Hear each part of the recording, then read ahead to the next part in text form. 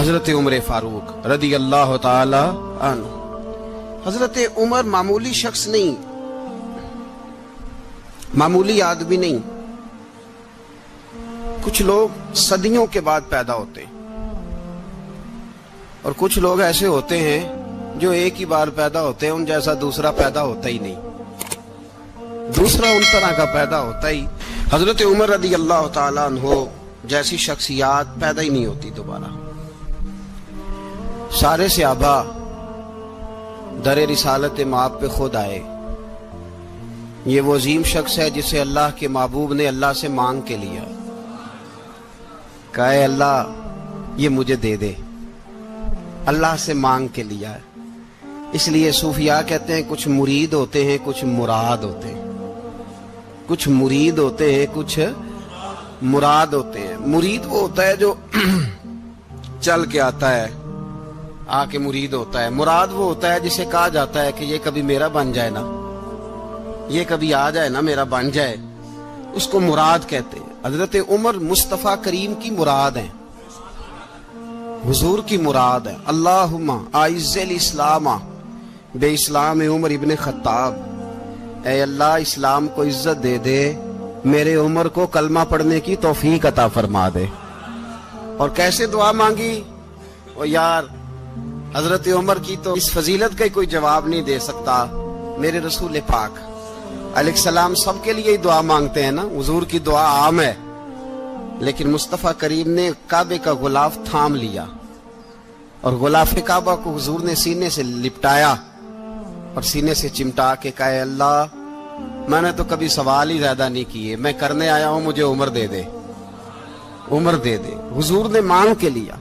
اور پھر جب جس کو حضور مانگے اللہ سے کہ حضرت عمر رضی اللہ تعالیٰ عنہ کا آج یوم شہادت ہے، میرا تو دل کرتا تھا کہ فجر سے باتیں شروع ہوں اور سارا دن ہی عمر کی باتیں ہوتی رہیں، سارا دن جناب عمر کی باتیں، سارا دن، اس لیے کہ ذکر جناب عمر کا ہوگا پر راضی اللہ کے رسول ہوں گے صلی اللہ تو جاگ کے بیٹھے، خوش ہو کے بیٹھے۔ ہمارے ہاں منایا ہی نہیں جاتا، بابے اللہ کیتا ساؤن بھادروں اسو کتا تے منڈے جنوری فروری، تو اسلامی سال بھی گیا اور وہ تاریخیں بھی ساری گئیں۔ یکم محرم امت مسلمہ کے لیے بہت بڑا دن ہے، بہت بڑا دن، یہ شہادت ہے حضرت عمر فاروق کی رضی اللہ تعالی عنہ۔ یہاں چھوٹی چھوٹی باتوں پہ گورنمنٹ چھٹی کرتی پھرتی ہے، چھوٹی چھوٹی باتوں، الیکشن ہو گیا تو چھٹی، فلاں جگہ پہ تھوڑا سا کسی نے خبر دے دی کہ کوئی پریشانی ہے تو چھٹی، فلاں جگہ یہ ہو گیا تو چھٹی، یہاں تک کہ فلاں وزیر صاحب فلاں علاقے میں آئیں گے تو سارے علاقے کو چھٹی۔ اور اب تو اس سے بڑا حال ہونے لگا ہے، اگر جن لوگوں کی سندھ میں حکومت ہے ان کے لیڈر کا دن آیا تو اس دن چھٹی، اور جن کی پنجاب میں حکومت ہے ان کا دن آیا تو چھٹی۔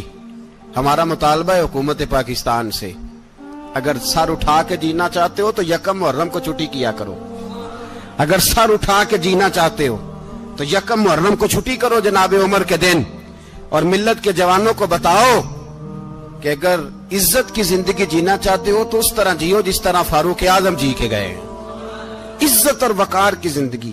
جمہوریت حضرت عمر سے سیکھنی پڑے گی، حکومت کرنے کے طریقے حضرت عمر سے، رعایا کو سیکھنا پڑے گا کہ امیر کس طرح بنایا جاتا ہے اور امیر کس طرح کے ہوتے ہیں۔ یہاں لوگ ہمیں یورپ کی مثالیں دیتے ہیں، لوگ یہاں ہمیں آ کر کے امریکہ کی مثالیں، انہیں کیا پتا حکومت کیا ہوتی ہے؟ وہ کہتے ہیں جی وہ سائیکل پہ جاتا ہے ان کا حکمران۔ میں نے کہا وہ سائیکل پہ جاتا ہے؟ میرے عمر فاروق مدینے سے مکے گئے تھے تو پیدل ہی حج کرنے چلے گئے، پیدل ہی۔ اور جناب عمر فاروق رضی اللہ تعالیٰ عنہ عید کی نماز پڑھانے گئے، عید کی نماز عمر خطبہ عید دینے گئے۔ اور اس زمانے میں کون سا غریب ہے جو ننگے پاؤں جاتا ہو؟ کون سا غریب ہے جو مسجد ننگے پاؤں جاتا ہو؟ لوگوں نے تو 3 قسم کی چپلیں رکھی ہوئی ہیں، ایک مسجد جانے کی علیحدہ ہے، گھر پہننے کی علیحدہ ہے، شادی بیاہ پہ جانے کی چپل علیحدہ ہے۔ حضرت عمر فاروق رضی اللہ تعالیٰ عنہ نکلے عید کا خطبہ دینے کے لیے تو بیوی سے کہنے لگے جوتا، اس نے کہا صاحب اتنی دفعہ ٹوٹا ہے اب گانٹھا نہیں جا سکتا، اتنی دفعہ ٹوٹا ہے کہ اب دوبارہ پیمند نہیں لگ سکتے، تو حضرت عمر کہنے لگے چل کوئی حرج نہیں، بغیر جوتے کے ننگے پیر ہی چلتے ہیں، کوئی حرج نہیں۔ تو کہنے لگے لوگ کیا کہیں گے؟ فرمایا چپ کر، لوگ جس دن عمر نے یہ دیکھ لیا نا لوگ اس کے بارے میں کیا کہتے ہیں، اس دن عمر نہیں رہے گا۔ تو کہا پھر آپ کا نظریہ کیا ہے؟ فرمایا میرا نظریہ یہ ہے کہ رب رسول میرے بارے میں کیا کہتے ہیں، لوگوں کا کیا ہے، لوگ کل کسی کے بارے میں کچھ کہتے ہیں اور پرسوں کچھ کہتے ہیں، میرا نظریہ یہ ہے کہ رب رسول میرے بارے میں ننگے پیر عمر جا رہے ہیں۔ کون جی؟ میں بڑا ماڑا۔ اچھا جناب، کیا غربت ہے؟ 10 قسم کے جوڑے لٹکے ہوئے ہیں کمرے میں اور پہننے کی فرصت نہیں، سویرے کیا پہننا ہے، شام کیا پہننا ہے، 15 سوٹ کٹھے استری ہو کے لانڈری والا بھیج رہا ہے، اور تو غریب ہے، تو بہت بڑا غریب ہے۔ اس لیے کہ غربت پیسوں کی وجہ سے نہیں ہوتی، غربت تو دل کی ہوتی ہے۔ تو واقعی بڑا غریب ہے اور تو غریب ہی رہے گا۔ امیر تو عمر فاروق تھے جو ننگے پاؤں چلے گئے عید کی نماز پڑھانے، تو رستے میں جو ملا کہنے لگا عمر جوتا تو پہن لو۔ فرمایا تمہیں عمر کا جوتا نہ پہننے کا نقص تو نظر آیا ہے، کوئی حرج نہیں، اگر عمر کو کبھی بتانا ہوا تو وہ والا نقص بتانا جو عمر کی سیرت میں پیدا ہو، کردار میں پیدا ہو، وہ والا نقص بتانا، یہ چھوڑو جوتے آتے جاتے رہتے، ننگے پاؤں گئے، پاؤں دھوئے، نماز پڑھائی، لوٹ آئے۔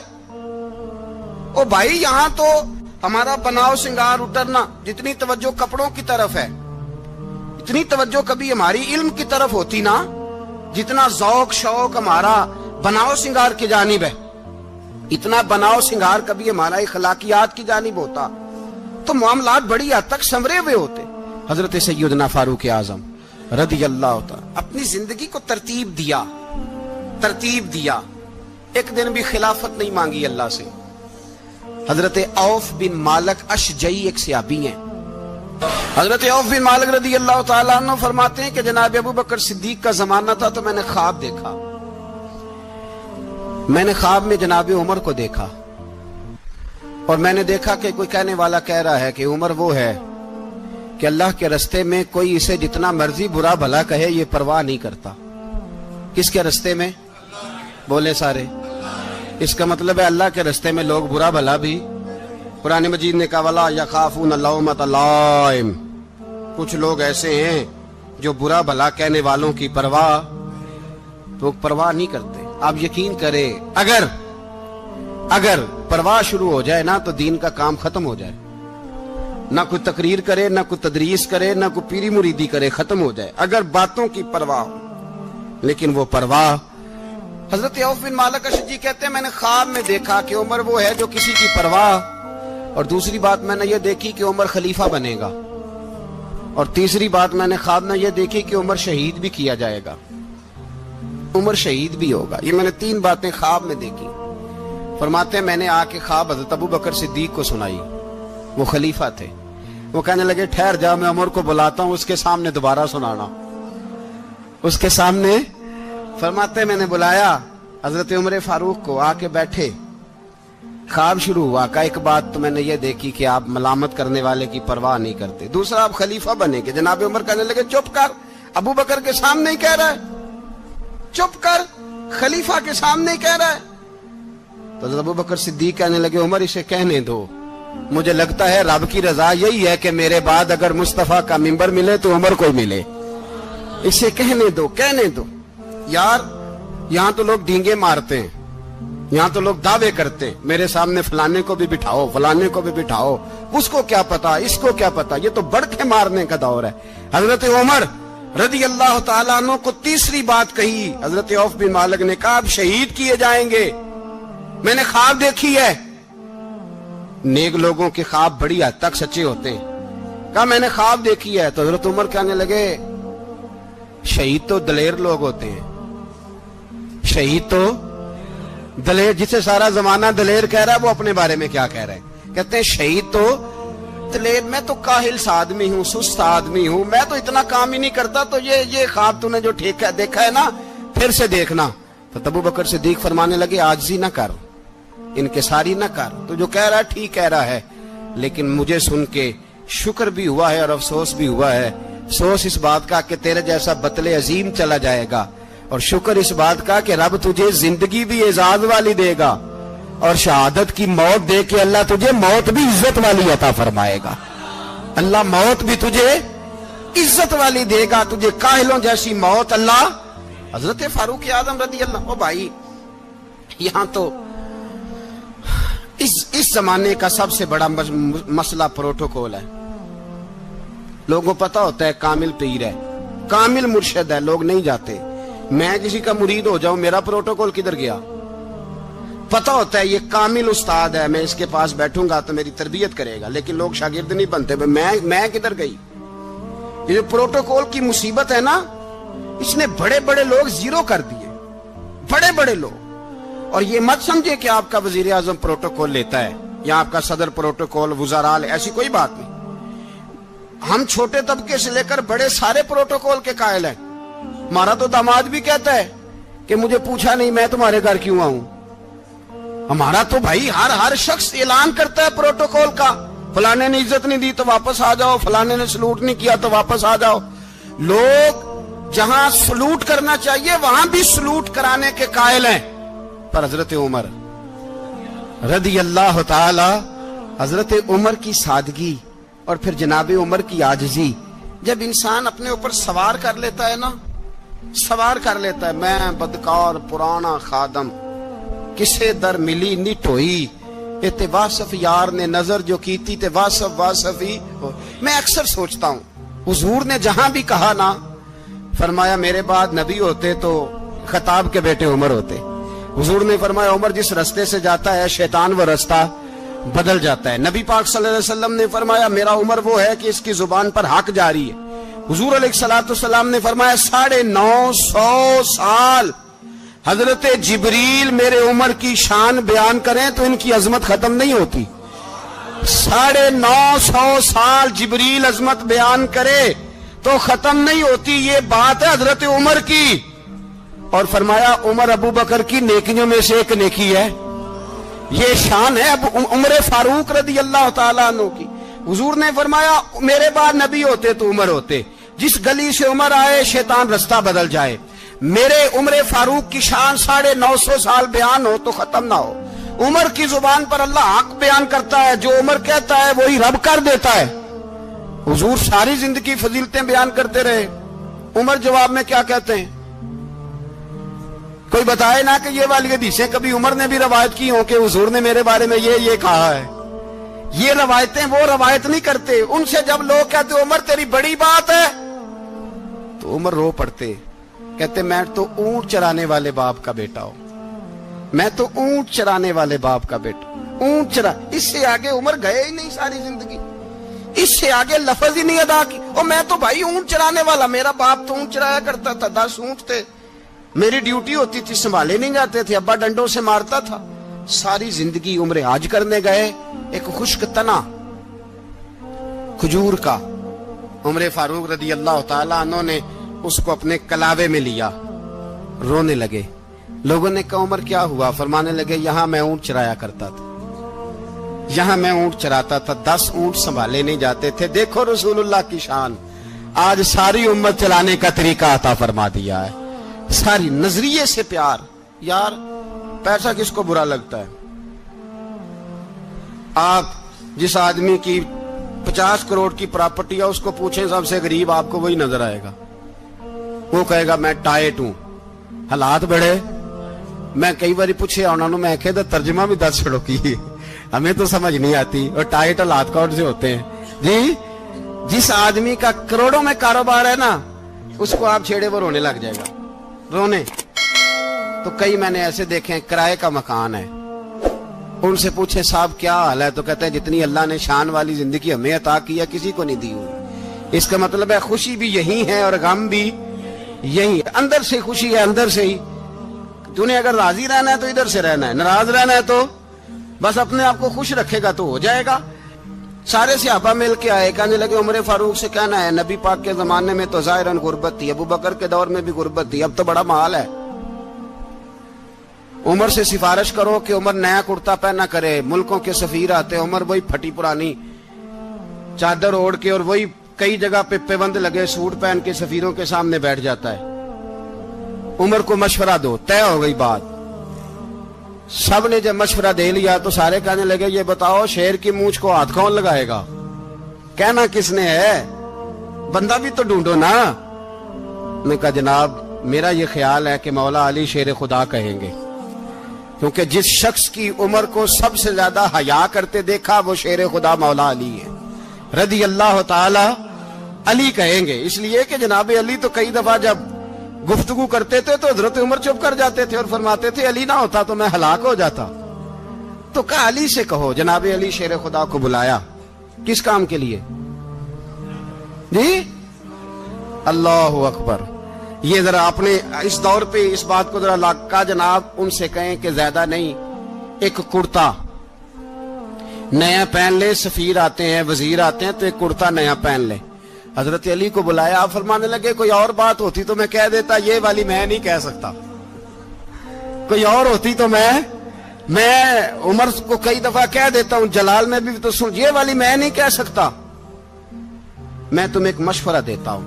کہا وہ کیا؟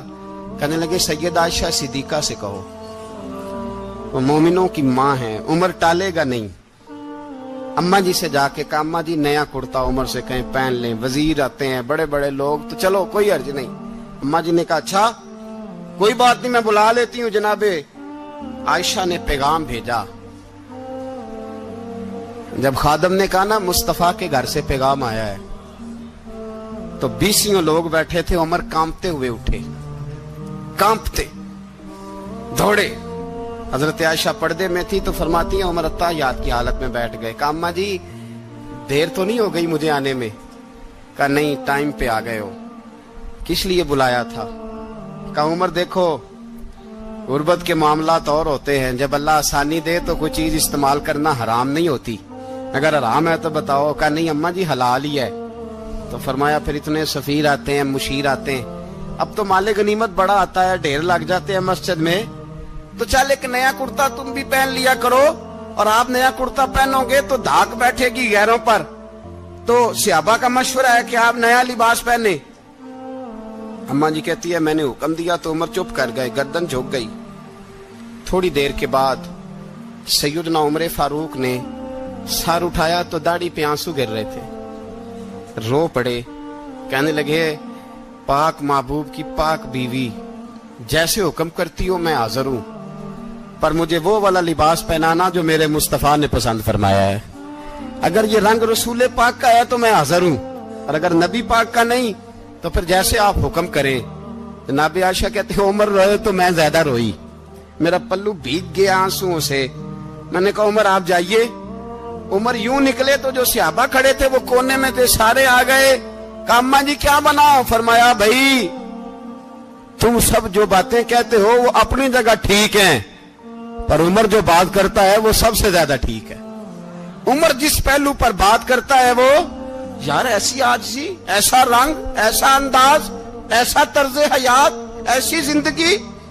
اولاد کے معاملے میں لوگ بزدل ہو جاتے ہیں، بزدل، پر حضرت عمر کا بیٹا مصر گیا، وہاں سے کمائی کر کے لایا، تجارت کرنے گیا، لاکھوں کا مال۔ کون سا باپ ہے دنیا میں جس کا بیٹا باہر سے پیسے لے کے آئے تو ابا تفصیل پوچھے کہ بیٹا کہاں سے کمائے، کہاں سے لایا، کتنے ملے، کیوں آئے؟ کون سا باپ تفصیل پوچھتا ہے؟ ابا تو کہتا ہے لا صحیح، اور تعریفیں کرتا ہے میرا بیٹا بڑی کمائی کرتا ہے۔ کبھی پوچھا ہے اس سے کہ ڈیوٹی صحیح دیتا ہے کہ نہیں؟ کبھی پوچھا ہے کہ تو ایمانداری کی روزی لاتا ہے کہ حرام کی کماتا ہے؟ یہ باپ کی ذمہ داری ہے، یہ اماں کی ذمہ داری ہے۔ پھر کہتا ہے بیماری کیسے آ گئی، پریشانی کیسے آ گئی؟ تو نے کبھی سوال کیا اپنی اولاد سے؟ حضرت عمر فاروق رضی اللہ تعالیٰ عنہ کا بیٹا مصر سے پیسے کما کے لایا تو جناب عمر نے بلایا، فرمایا بیٹے اتنی تو تیرے پاس راس ہی نہیں تھی، تھوڑے سے تو پیسے لے کے گیا تھا، اتنی کمائی کیسے ہو گئی؟ اتنے تو پیسے نہیں تھے صاحب، کہاں سے کمائی لائے؟ اس نے کہا ابا جی وہ جو میرے چچا ہے نا مصر کے گورنر، آپ کے دوست، انہوں نے میری مدد کی ہے۔ فرمایا جتنے لوگ گئے تھے سب کی ہے مدد اس نے؟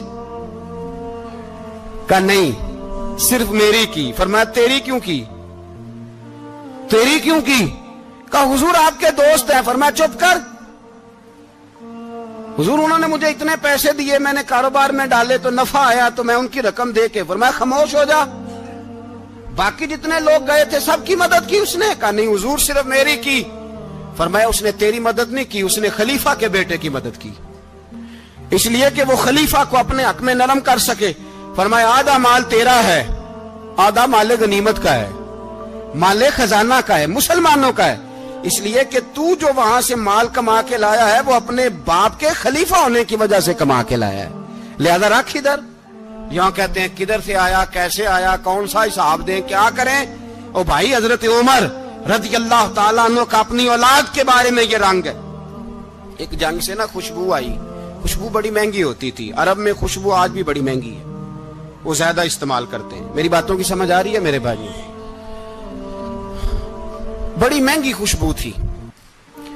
جب وہ خوشبو آئی تو حضرت عمر نے کہا، گھر میں پہلے پہنچی حضرت عمر کے، چونکہ زیادہ عورتیں استعمال کرتی تھی گھر کے اندر خوشبو، مرد بھی لگاتے تھے۔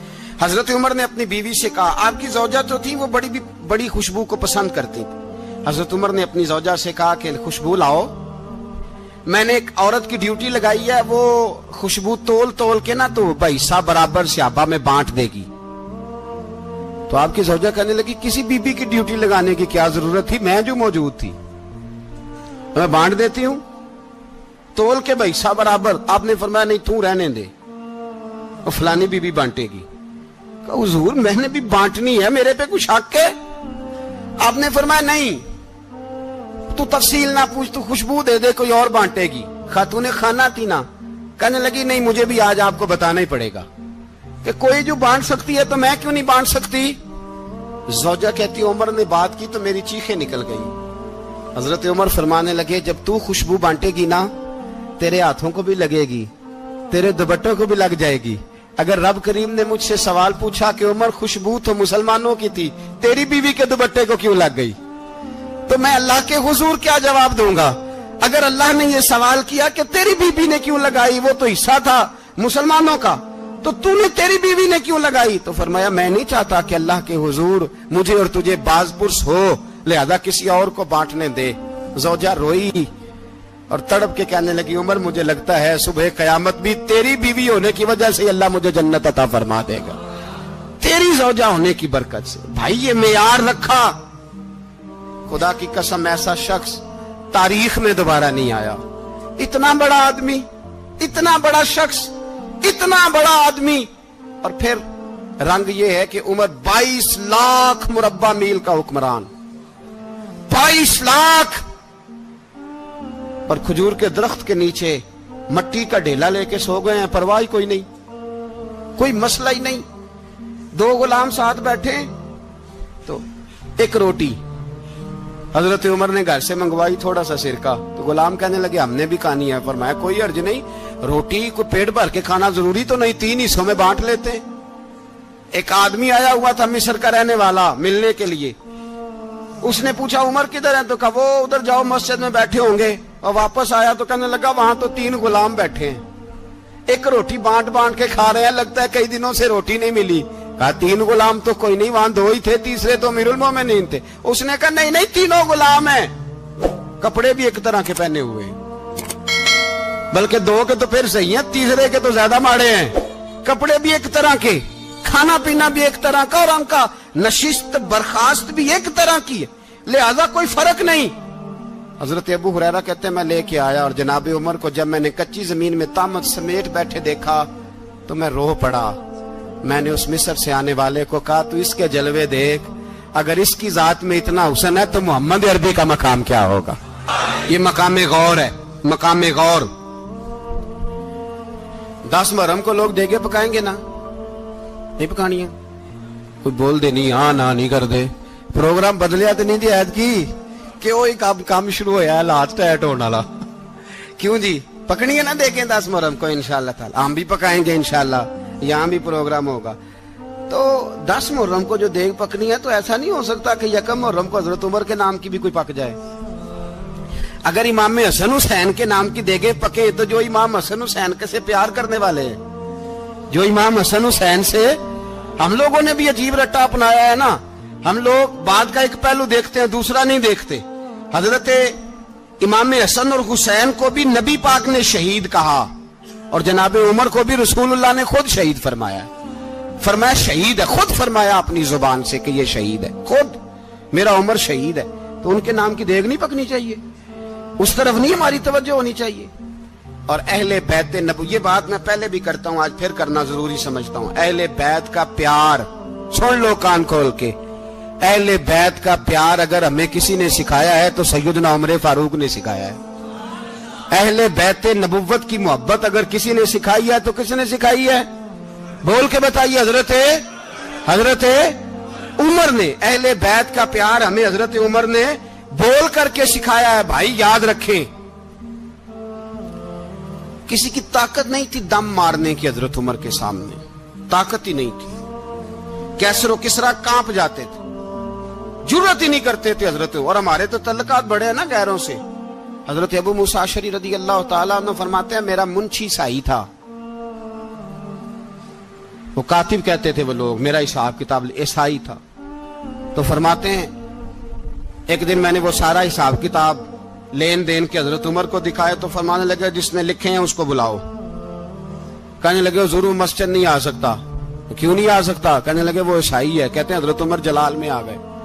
آپ فرمانے لگے جنہیں رب دور کرتا ہے تم کیوں قریب کرتے ہو؟ جنہیں اللہ دور کرتا ہے۔ فرمایا تم غیروں کو اگر عہدے دو گے تو اپنوں کا کیا بنے گا؟ اگر تم غیروں کو عہدے دو گے تو اپنوں کا۔ یہ سوچ ہے جو آج برما کے مسلمانوں کے لیے بھی ضروری ہے۔ کہا اگر تم غیروں کو عہدے دو گے تو اپنوں کا۔ ہم نے غیروں کو عہدے دیے تو دیکھا نا اپنے کس طرح کاٹے جا رہے ہیں۔ غیروں کو جو عہدے دے دیے جرانے سارے غیروں سے، روز دعویٰ ہوتا ہے چین ہمارا سجن ہے، چین ہمارا دوست ہے۔ او بھائی دوست ہے تو اس سے کہو نا کہ برما تو تمہاری ایک چھوٹی سی ریاست ہے، چین کے بغیر تو وہ سانس بھی نہیں لے سکتا۔ اس کو کہو نا اس حکومت پہ دباؤ ڈالے۔ لیکن ہم لوگوں نے غیروں کو عہدے دیے تو اپنے پس گئے۔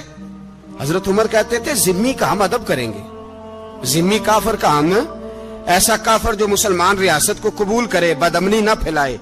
ایک آدمی کو آپ نے دیکھا آنکھوں سے نابینا ہے اور بھیک مانگ رہا ہے، تو حضرت عمر کو نظر آ گیا۔ فرمایا کون ہو؟ اس نے کہا میں یہودی ہوں۔ فرمایا بھیک کیوں مانگتے ہو؟ کہا جب تک تندرست تھا مسلمانوں کو جزیہ دیتا تھا، بوڑھا ہو گیا ہوں کیا کروں؟ حضرت عمر نے گھوڑے کی پشت پہ بٹھایا، کافر کو گھوڑے کی پشت پہ بٹھایا اور بٹھا کے مدینے لائے۔ حضرت علی شیر خدا وزیر خزانہ تھے۔ فرمایا علی اس کا وظیفہ جاری کرو۔ کہا یہ کون ہے؟ فرمایا یہ یہودی ہے لیکن یہ ہمیں جزیہ دیتا رہا، بوڑھا ہو گیا بیچارہ، بھیک مانگنے پہ مجبور ہے، ہماری حکومت کے اندر رہتا ہے، اس کا پورا وظیفہ جتنا خرچہ اتنا وظیفہ لگاؤ۔ حضرت علی کہتے ہیں میں وظیفہ لگا رہا تھا اور وہ میرے نبی کا کلمہ پڑھ رہا تھا، وہ رسول اللہ کا کلمہ پڑھ رہا تھا۔ یہ مزاج، یہ نہیں کہ کافر۔ حضرت عمر نے گورنروں کو خط لکھے تھے کہ زبردستی کسی کو مسلمان نہیں کرنا، جہاں ان کی عبادت گاہیں بنی ہو گرانی نہیں، کوئی مندر کوئی گرجا ضائع نہیں کرنا۔ اسلام سب کو جینے کا موقع دیتا ہے، پر بے ایمانو ظالموں بدذاتوں تمہیں یہ کہتا ہے کہ ہم تمہیں جینے کا موقع دیتے، تم بھی مسلمانوں کو جینے کا موقع دو۔ یہ جہاں بستے ہیں جہاں رہتے ہیں انہیں وہاں جینے کا موقع دو، انہیں بھی اللہ اکبر کہنے کا موقع دو، انہیں بھی قرآن پڑھنے کا موقع دو، انہیں بھی رسول اللہ پر درود پڑھنے کا موقع دو۔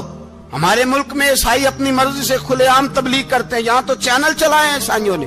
کسی مذہبی جماعت نے کبھی جلوس نکالا ہے کہ عیسائیوں کا چینل بند کرو؟ بولے نکلا ہے کہ نہیں نکلا؟ کتنے ظلم کی بات ہے۔ ہم جب غیر کو اتنا تحفظ دیتے ہیں، اتنا تحفظ دیتے ہیں، ہم نے دیکھا ہے مجھے بیسیوں لوگوں نے عید پہ ٹیلی فون کیے کہ عیسائیوں کو قربانی کا گوشت دے لیں، مجبور ہیں جی، دروازے پہ آ گئے ہیں، ہمارے کام کاج کرتے ہیں۔ بیسیوں لوگ، عام آدمی کے دل میں ان کا اتنا جذبہ ہے، وہ مسائل کا بیان کرنا ایک علیحدہ بات، لیکن ہمارے دل کافر کے حق میں بھی نرم ہو جاتے۔ تم کس قدر زیادہ بے ایمان ہو اور کفر کس قدر زیادہ ذلیل ہو گیا ہے کہ مسلمان کے حق میں نرم ہوتا ہی نہیں۔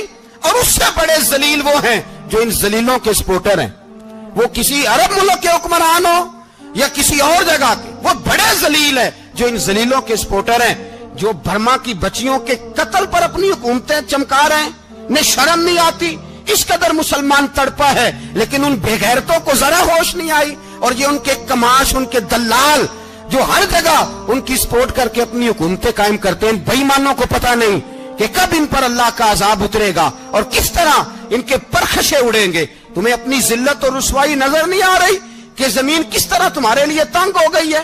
اس سے زیادہ اور تمہاری رسوائی کیا ہوگی؟ ڈرو اللہ سے، اور یہ تو دنیا کا عذاب ہے. ان بطش ربک لشدید. میرا رب کہتا ہے قیامت تو قائم ہونے دے. جتنا سخت تیرے رب کی پکڑ ہے اتنی کسی دوسرے کی ہو سکتی. یاد رکھیں اور تھوڑا احتیاط کریں ہم سب لوگ بھی، جو ہم لوگ آدھی زبان بول کے بھی ان کی سپورٹ کرتے. اب شرم آنی چاہیے ہمیں ان حکومتوں کی سپورٹ کرتے جو مسلمانوں کی لاشوں کے اوپر حکومتیں قائم کرتے ہیں. شرم آنی چاہیے. بہرحال بات دور نکل جائے گی اور میں اپنے مضمون پہ رہتا ہوں. اہل بیت کا پیار اگر سکھایا ہے تو جناب عمر نے سکھایا ہے رضی اللہ تعالی عنہ. امام حسن ملنے، آپ یقین کریں میں جب اس واقعہ کو پڑھتا ہوں تو میرا دل جھوم جاتا ہے. میں کہتا ہوں یار ڈاڈا ہونا اپنی جگہ پہ، عشق ہونا اپنی جگہ پہ، انسان کا باوقار ہونا اپنی جگہ. جہاں کھڑے ہونا تھا وہاں یہ کھڑے ہوتے تھے اور جہاں جھکنا تھا وہاں یہ ان لوگوں میں اقبال نے کہا تھا تیری نگاہ ناز سے دونوں مراد پا گئے. عقلے کی یاب و جستجو، عشق حضور و اضطراب.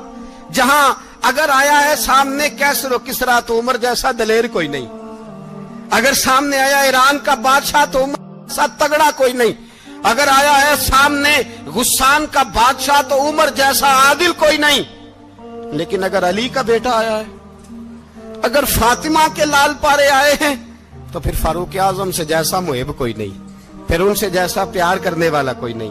اندر بیٹھے ہیں جناب عمر، اندر تنہائی میں کچھ وزیروں سے گفتگو ہو رہی ہے، میٹنگیں جاری ہیں. آپ کے بیٹے ملنے آئے جناب عبداللہ ابن عمر. ابا جی ملنا ہے. بات ٹھہرو، بات کر رہا ہوں، کوئی نہ اندر آئے. صاحب زیادہ باہر کھڑا ہے. تھوڑی دیر گزری تو امام حسن بھی آ گئے. کون آئے؟ آپ کو جو ملے گا امام صاحب کا نام لینے سے، وہ سردار ہیں جنتیوں. کون آئے؟ سارے بولیے. امام حسن تیری نسل پاک میں ہے بچہ بچہ نور کا، تو ہے نے نور تیرا سب گھرانہ. امام حسن آئے تو حضرت عبداللہ ابن عمر کو دروازے پہ کھڑے دیکھا. کہا امیر المومنین کہاں ہیں؟ کہنے لگے حضرت عمر کے بیٹے. کہنے لگے وہ اندر بیٹھے، کچھ میٹنگ ہو رہی ہے اور انہوں نے کہا کوئی اندر نہ آئے، لیکن آپ جانا چاہیں تو چلے جائیں. آپ جانا چاہیں تو تیری نسل پاک میں ہے بچہ بچہ نور، آپ جانا چاہیں تو چلے جائیں. تو انہوں نے کہا جب آپ باہر کھڑے ہیں تو مجھے کوئی اتنا ضروری کام نہیں، اور ابھی زور کی نماز تھوڑی دیر میں ہوگی، میں مسجد میں مل لوں گا امیر المومنین سے. یہ بات کہہ کے امام حسن چلے گئے. یار اتنی بڑی بات نہیں تھی، اتنی بڑی بات نہیں تھی. تو میرے استادوں کا بیٹا بھی آئے تو کہا ٹھیک ہے جی وہ سوئے ہوئے ہیں تو کوئی غرض نہیں یار میں ٹھہر کے آ جاؤں گا. کوئی بڑی بات نہیں تھی، دیکھا جائے تو بڑی بات نہیں تھی، پر بات بہت بڑی تھی اس لیے کہ یہ خالی حسن نہیں، یہ حسن ابن علی ہے، یہ حضرت فاطمہ کے لخت جگر. حضرت عمر باہر نکلے. عبداللہ ابن عمر سے پوچھا کوئی آیا تو نہیں؟ تو کہا حضور امام حسن آئے تھے. تو کہا پھر شہزادے کو اندر کیوں نہیں بھیجا؟ کہا میں نے کہا تھا. وہ کہنے لگے اگر امیر المومنین مصروف ہیں تو میں ظہر میں مل لوں گا. حضرت عمر رونے لگے. فرمایا بیٹے تو نے اچھا نہیں کیا. پھر مسجد نہیں گئے، سیدھے امام حسن کے دروازے دستک دی. امام حسن باہر آئے. کہا شہزادے آئے تھے تو ملے کیوں نہیں؟ تو امام حسن کہنے لگے حضور آپ کا اپنا بیٹا دروازے پہ کھڑا تھا، آپ کا اپنا بیٹا دروازے پہ کھڑا تھا، اور منع بھی کیا تھا آپ نے تو میں زور میں مل لیتا. حضرت امام حسن فرماتے جوش جذبات میں جناب عمر نے سر سے پگڑی اتار دی. جوش جذبات میں کہنے لگے حسن میرے بیٹے کا اور آپ کا کیا مقابلہ؟ کیا اس کی ماں کا نام فاطمہ الزہرا ہے؟ کیا اس کی نانی کا نام خدیجۃ الکبریٰ ہے؟ کیا اس کے نانے کا نام محمد مصطفیٰ ہے؟ آپ کا اور اس کا کیا مقابلہ؟ پھر رو پڑے اور کہنے لگے بیٹے میں مکے کے صحراؤں میں اونٹ چرایا کرتا تھا، یہ جو میرے سر پر عزت کے بال ہیں یہ تیرے نانے کے اگائے ہوئے. میں مکے کے خبردار شہزادے خبردار. او بھائی اہل بیت نبوت کے ادب کا رنگ اگر سکھایا ہے تو سیدنا عمر نے سکھایا ہے. حضرت عمر فاروق اتھارٹی ہے، اسلام کی اتھارٹی.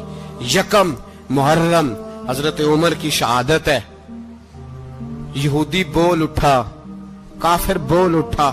اگر 6 مہینے عمر دنیا میں اور رہتے تو دنیا میں کوئی کافر موجود نہ ہوتا. 6 مہینے. اور جب اس بطل جلیل کا جنازہ اٹھا، اللہ بخاری پڑھیے نا، اللہم ارزقنا شہادۃ فی سبیلک، اللہ बिस्तरे की मौत ना देना, शहादत की देना।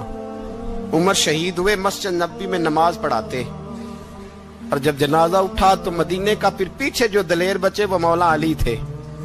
मौला अली, जनाब उमर का जनाजा उठा तो सबसे पहली हाय जो निकली वो हजरत अली की जुबान से निकली, और हजरत अली सारी दाढ़ी आंसुओं से भर गई। लोगों ने कहा कि अली क्या हुआ? फरमाने लगे तुम देख नहीं रहे जनाजा किसका उठा है, पलट के देखो तो सही, तुम पता नहीं है कौन गया है। कहा हुजूर क्या हुआ? आप फरमाने लगे उमर इस तरह के काम करके गया है, अब इनके रस्तों पे कौन चलेगा, कौन इसके जिगर राहे वफा में। मैं नक्श ऐसे छोड़ आया हूँ, मैं जिस मंजिल से गुजरा हूँ वो अब तक याद करती है। हजरत अली हजरत उमर के जनाजे पे खड़े होकर कहते हैं अल्लाह मुझे उस तरह के अमल करने की तौफीक दे जिस तरह की उमर करके गया।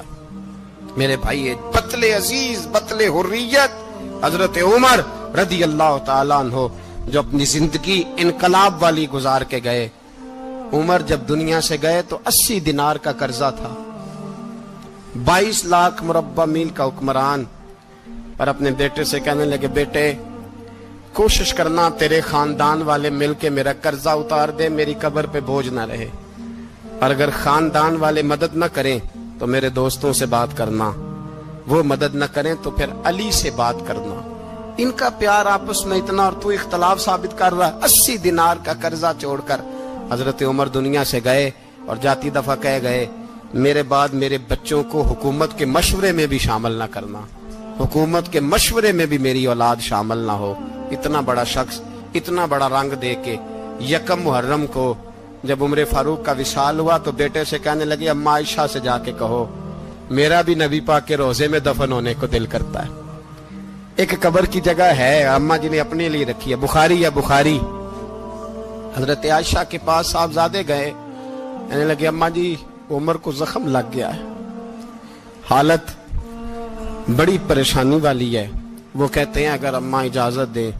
सैयद आयशा रो पड़ी, फरमाने लगी कि वो अपनी कब्र की जगह तो नहीं ना किसी को देता, पर उमर ने कमाल ही बड़ा किया, उसे कहो जाओ गुंबद खजरा में कयामत तक जो मुस्तफा पे और अबू बकर पे सलाम पड़ेगा वो तुझ पे भी सलाम पढ़ के जाएगा।